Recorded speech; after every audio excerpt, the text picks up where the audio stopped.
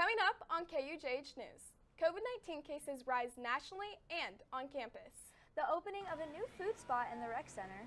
And goats taking over lawnmowers at a Lawrence Elementary School. Live from the studio in Stauffer, Flint, this is KUJH News. Welcome to KUJH News. I'm Lexi Urban. And I'm Emma Coffey. Just ahead, a KU employee faces backlash after her reaction to Charlie Kirk's death goes viral. We will have details soon. But first, we will look at the weather as summer ends. Aiden?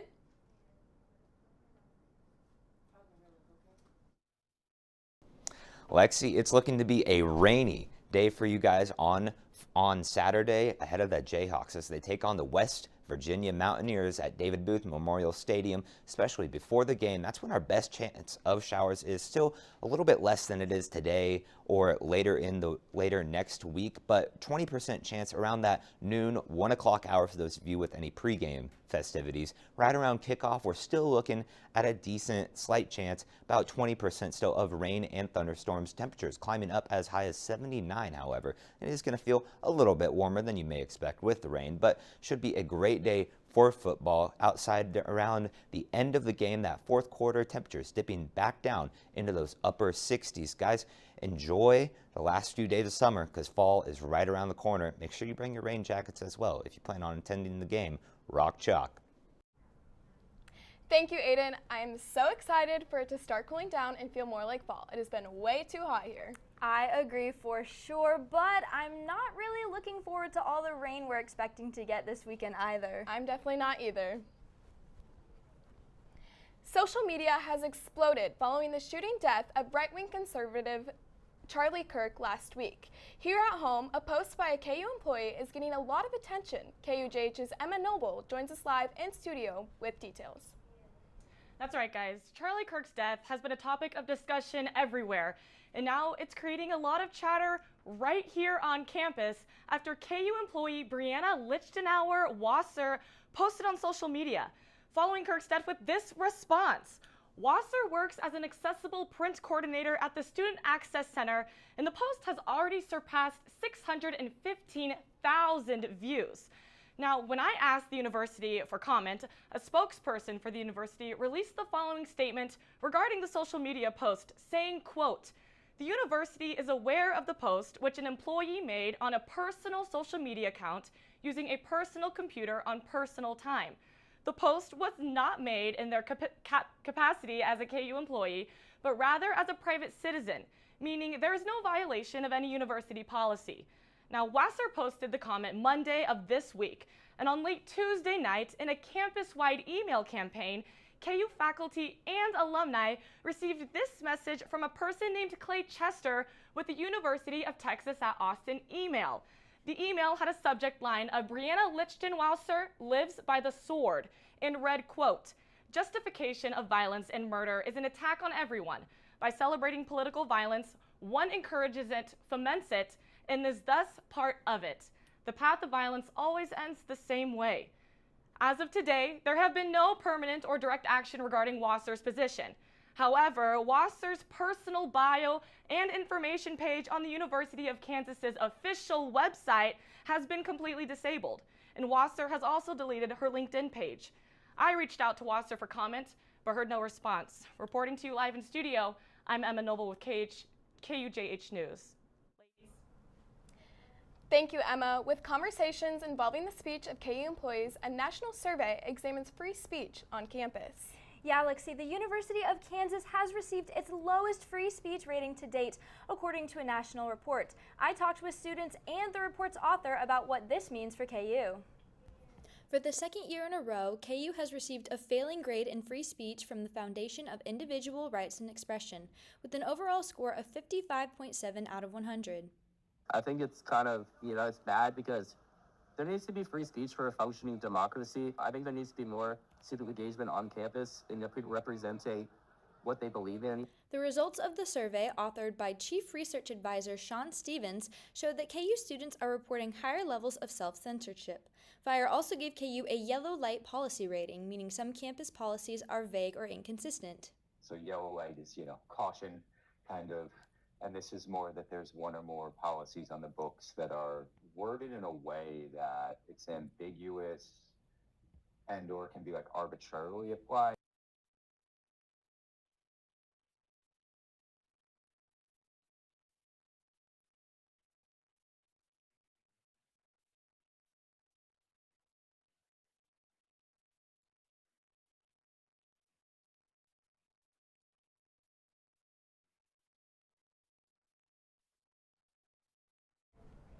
Thank you to KUJH's Morgan Weir, who contributed to this story. KU has not yet announced any new policy changes following the report, but we will continue to track its progress. If you want to check out the report from FIRE, you can visit ranking.thefire.org. COVID is on the rise across KU's campus. Watkins Health Services says it's busier now than it has been in the last 5 years. KUJH's Jonah Kahn joins us live from outside the Student Health Center on campus. Jonah, what's behind the increase? Yeah, Lexi, with students being back on campus, they're cramming into places like classrooms, the rec center, and bars, and of course, none of those certainly help the spread of COVID.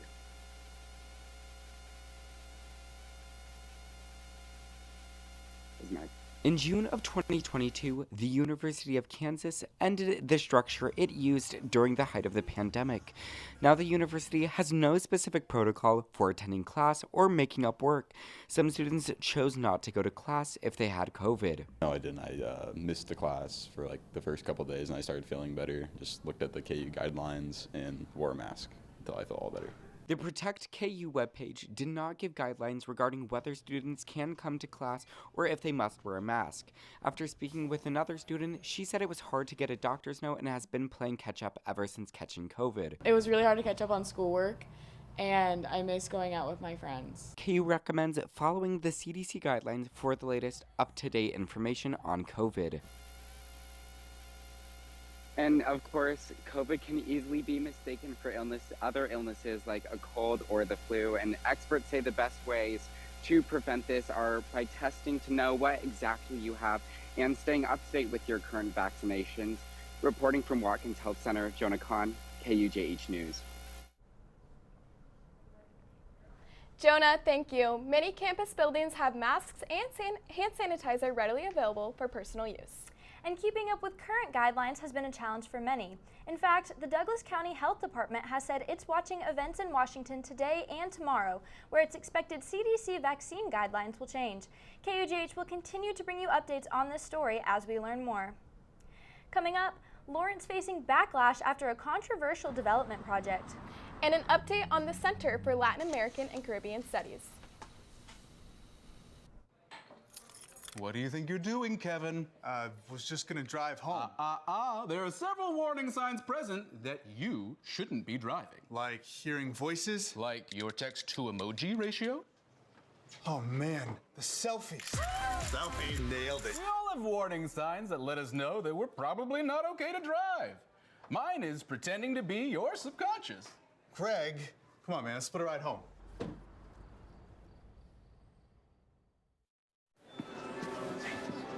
Where's Tommy? I thought he was with you.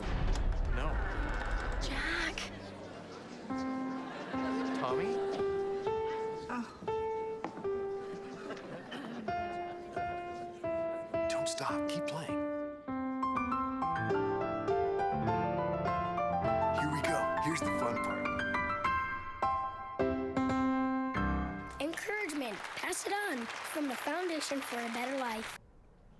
Welcome back. The location of a former bookstore chain has become a controversial topic between property owners and the City Commission. KUJH's Tyler Brewer spoke to individuals from both sides.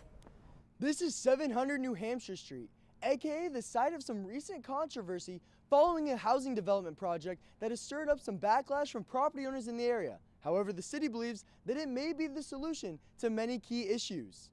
It activates a property that's been long vacant. We are adding residential use downtown. The project would be repurposing an already existing area known as the Border Site, and it eventually passed through the Historic Resources Commission after being shot down twice. However, property owners in the area filed an appeal against the project, bringing it to the attention of the City Commission. I've seen that the price of these units may range from $600,000 to $900,000 each. And of course, while all of this is speculation, I find it difficult to believe that a family would purchase a home of this size for that price. Potential price wasn't the only concern raised about the project. According to the property owners in the area, they were never notified of the project, they were not fairly represented in meetings with the HRC, and they think there are better ideas for what that area can be used for. This proposal has been marked by procedural missteps, unmet requirements, and questionable shortcuts. The neighbors were not notified, as was required by the city code in place at the time. I'm still blown away that they're pretending we got advance notice letters. We didn't. Despite the protests, the City Commission were not presented with any hard evidence of any code violations, and as a result, the project unanimously passed. That's where you really saw the commission kind of struggle with really hearing what the neighborhood was saying, but also saying this is a code compliant project. For KUJH News, I'm Tyler Brewer. Thanks, Tyler. The former Borders bookstore has sat vacant since 2011. The area is being redeveloped to accommodate row houses. Has officially announced major cuts to the international education programs, a decision that could end funding for the KU centers and fellowships. KUJH's Clarissa Rodriguez brings us this report. Wednesday, the Department of Education announced it is eliminating Natural Resource Centers, foreign language and area studies fellowships, and all other federally funded international education programs. Say the programs are no longer in the national interest and do not align with administration priorities. I think actually these programs have always been in the interest of the federal government. It's in the interest of the federal government to have a pipeline of language and area studies experts who can serve in really virtually every government unit. The decision impacts 113 National Resource Centers nationwide. Without appeals or lawsuits to overturn the move, those centers will lose their budgets for their current grants, and students will no longer receive NRC and FLAS fellowships. I would add, it's personally devastating to see such an important program that has such rich historical bipartisan support just go away so quickly. The hope is in those networks and the degree to which we structure approaches in informed and strategic ways that enable us to continue to move forward and build that momentum. The department has allowed programs to use up leftover funds from previous years and has authorized a 12-month extension to close up operations. For KUJH News, I'm Clarissa Rodriguez. Programs have the option to appeal within 7 days, but with all funds already redirected, many fear this could be the end of U.S.-funded international education programs for the foreseeable future. Let's take a live look at KU's Ambler Rec Center, where Shake Smart has officially opened its doors. The new shop aims to bring students new healthy options just steps away from the gym. KUJH's Emma Hill has more on this story. Located right at the entrance of the rec, Shake Smart replaced a seating area that wasn't getting much use. Now that space is home to a menu filled with shakes, bowls, and bites, made to fuel students whether they are finishing a workout or just passing through on their way to class. Love going into the workout classes right now. That's been the highlight. And then coming out here to have Shake Smart and then have these healthy options for you. It's been amazing. The move is a part of KU Dining's push to offer more health-conscious options across campus. One of our biggest focuses on kind of all aspects of dining, just making more vegetarian, vegan, and overall healthy options available. Dining officials say the partnership with Ambler Rec was a perfect fit, transforming unused spaces into a popular stop for students. Jason Crone is the director of that building. He's been pushing for a Shake Smart specifically to be put in at the rec, and it just makes so much sense with what's being offered there. For students, that perfect fit means more than just new dining options. It is about having healthy choices that match their daily routines. I definitely try to prioritize protein and fibers. I'm glad it's here. It really helps me feel better about putting nutritious food in my body. It's just the latest KU Dining edition, helping students balance campus life with healthier options. Reporting for KUJH News, I'm Emma Hale. The grand opening of Shakesmart is today inside the Ambler Rec Center. They are celebrating with free shakes all day long, so if you're on campus, stop by and give it a try. Well, with the opening of Shakesmart, the Rec Center should definitely be expecting more visitors today. Aiden, how's the weather looking for them? Emma, I think it'd be a pretty wise idea to just pack those raincoats, rain ponchos with you anywhere you go today. We're going to have an off and on chance of showers and storms today, most of your afternoon into evening hours. Outside right now through much of the northeastern section of the state, 73 degrees, a little bit warmer down in Paola, Ottawa, 74, a little bit cooler over in Osage City at 71 degrees. Taking a look once more at this regional local satellite radar, those showers made their way through through Lawrence just a few short hours ago, dropping plenty of rainfall in this area, much needed, especially for those farmers out there. It's been a pretty dry year. Outside right now, 73 degrees. We're looking at a daily high of about 76. Those showers and storms, while it may not be raining outside right now, they're expected to come back off and on over the course of our day. Now, take a look at this. I don't get to say this often here in Kansas, but the wind, barely noticeable at all. Southwest 2 miles an hour. Ooh, I'll take that all day. This rain is expected to continue all day, especially in your overnight hours. Those chances are maintaining, temperatures dipping down into the mid-60s. That wind, just a cool 3 miles an hour out of the south, 4 miles an hour out of the southwest. Man, it doesn't get better than that. 62 for your overnight low. We're still looking at those batch of showers and storms overnight into your early morning hours, especially around that 1 to 4 a.m. time frame. Looking to be another round of showers and storms making its way through our area. Tomorrow, that is going to be the oddball of our next week at least. Friday, looking to be beautiful outside, 81 degrees. Man, that's going to feel great.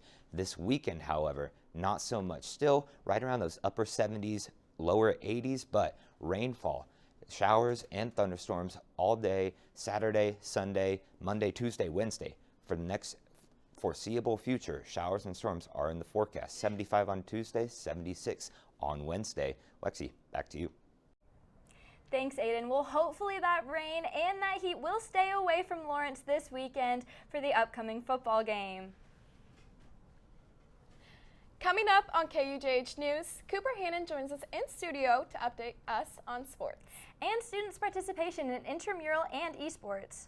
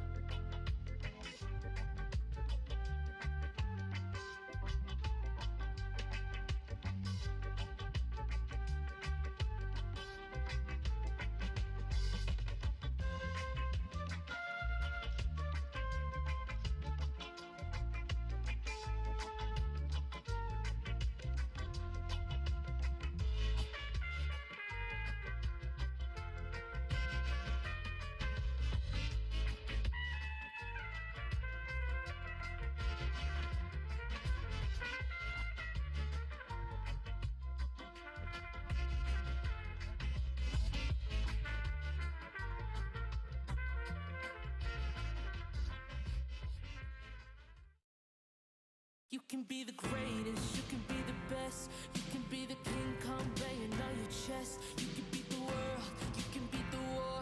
You could touch a bad dog banging on his door. You can throw your hands up, you can beat the clock. You can move a mountain, you can break rocks. You can be a master, don't wait for luck. Dedicate yourself and you can find yourself. Stand in the Hall of Fame.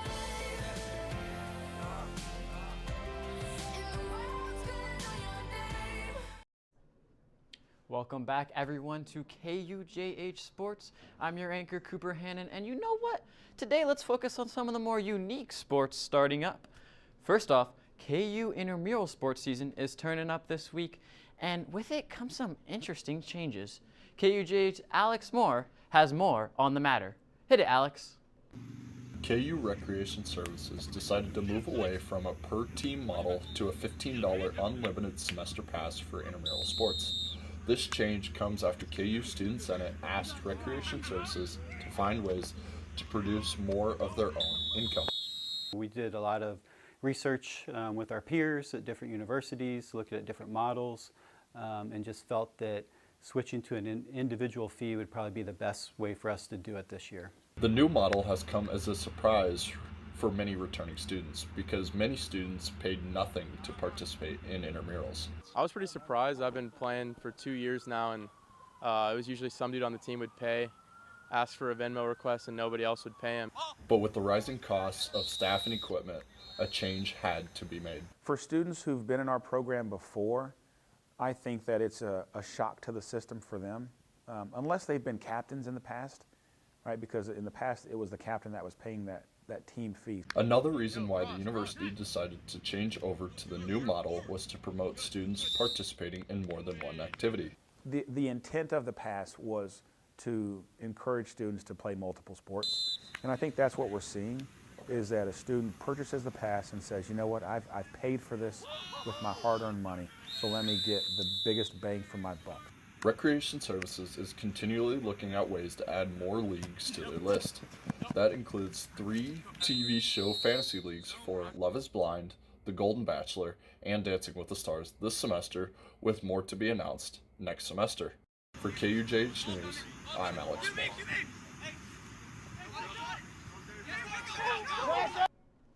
Thanks, Alex. Recreation Services has said that they will re-evaluate the effectiveness of the new model at the end of the 2026 spring semester. Switching sports, get ready gamers as KU's esports season is starting up next Monday. KUJ's Olivier Dubois got an inside scoop of the games that will be played as well as the value of teamwork. Let's hear it, Olivier.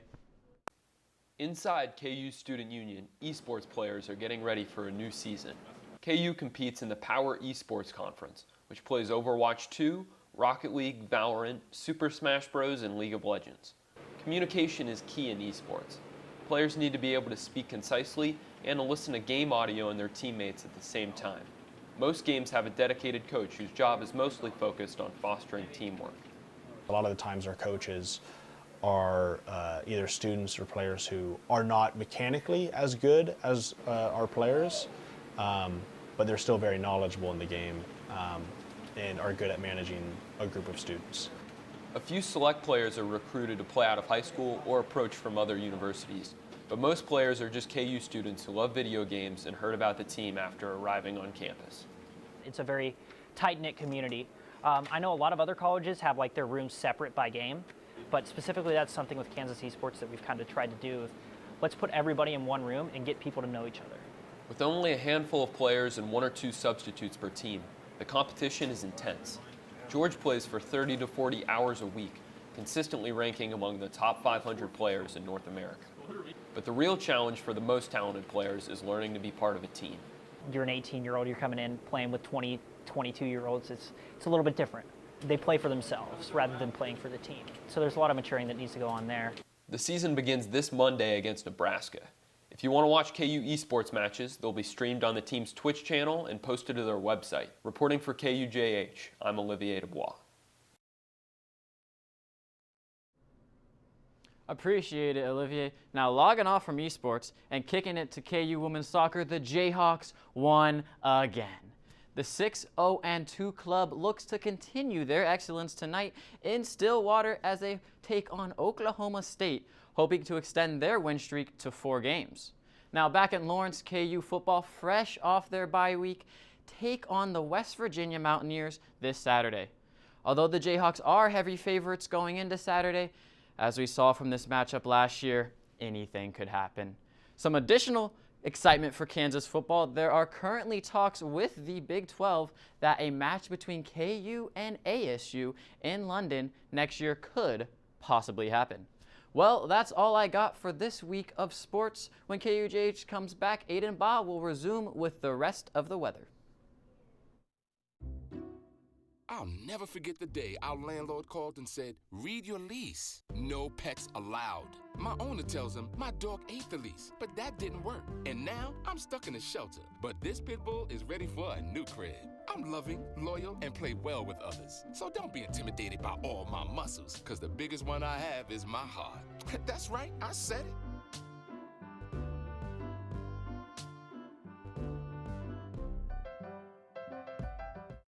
Always stay humble and kind.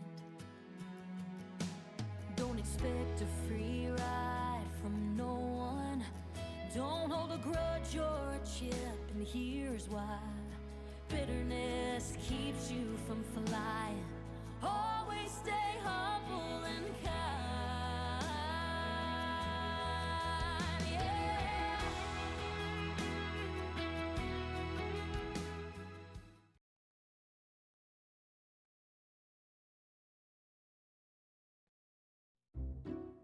I'll never forget the day our landlord called and said, read your lease. No pets allowed. My owner tells him my dog ate the lease, but that didn't work. And now I'm stuck in a shelter. But this pit bull is ready for a new crib.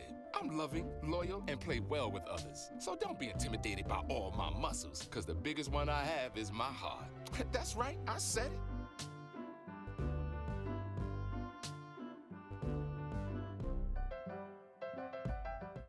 Always stay humble and kind. Don't expect a free ride from no one. Don't hold a grudge or a chip, and here's why.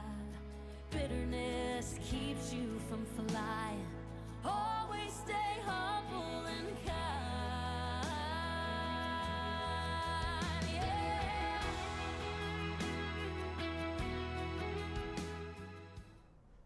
Welcome back. Let's get one last look at the weather for the upcoming week with KUJH weather forecaster Aiden Baugh. Aiden? Lexi, you're right. Fall is just around the corner, and it sure feels like it. We've got cloudy skies today. We've got rainy skies today. That is the story. We had a batch of showers roll through earlier this morning, expected to last throughout the day off and on. However, tomorrow looking like a good break from this rainfall. Looking to be a beautiful Friday out there ahead of another batch of showers and thunderstorms coming later this weekend that could impact the KU football game. We'll have more on that in just a moment. Outside right now, just a short while ago, we had a large batch of showers make its way through Lawrence, dropping as much as 3/10 of an inch of rainfall in some areas. My rain gauge, when I left for class this morning, had about half that, at about 15 hundredths of an inch. Looks to be a rainy day for you guys. Lexi, back to you. Emma, I don't know if you already have weekend plans, but I'm hoping for a break in the rain so I can check out some goats. You heard that right, goats. A Lawrence Elementary School is taking a different approach to managing some school property. KUJH's Jude Gussie joins us live to explain. That's right, Lexi and Emma. These goats have been quite literally tearing it up for about a month now, eating away at the underbrush and overgrowth next to Langston Hughes Elementary here in Lawrence.